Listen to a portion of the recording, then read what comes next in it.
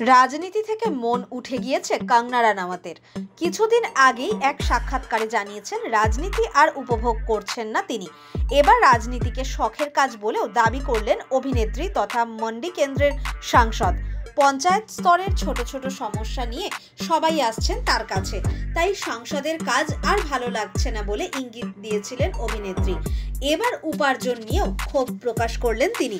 এবার অন্য এক সাক্ষাৎকারে কঙ্গনা বলেছেন, আমি সবসময় একটা কথা বলি, রাজনীতি খুব দামি একটা শখ। তিনি বলেন, অবশ্যই এটি একটি শখ।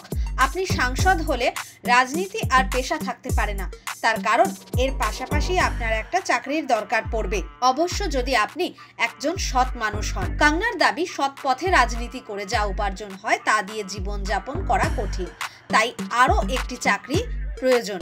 অভিনয় থেকে রাজনীতি জগতে এসেছেন কঙ্গনা। তিনি বলেন, আমি একটা বিষয় বুঝেছি, একজন সাংসদকে যে বেতন দেওয়া হয় তাতে রাঁধুনি বা গাড়ির চালককে বেতন দেওয়ার পরে পড়ে থাকে মাত্র 50 থেকে 60,000 টাকা। ভারতে এক সাংসদের বেতন 1.24 লক্ষ টাকার আশেপাশে। কঙ্গনা আরও জানিয়েছেন, তার কেন্দ্রের কোনো এলাকা গাড়িতে করে ঘুরে দেখতে গেলেও অনেক খরচ হয়ে যায়, তার কারণ প্রতিটি এলাকার মধ্যে প্রায় 300 থেকে 400 কিলোমিটারের দূরত্ব। তাই তিনি বলেন, এই জন্যই রাজনীতি খুব খরচ সাপেক্ষ একটি শখ, তাই আলাদা চাকরি অবশ্যই প্রয়োজন। এমন বহু সাংসদ রয়েছেন যাদের ব্যবসা রয়েছে, আবার অনেকেও আইনজীবী।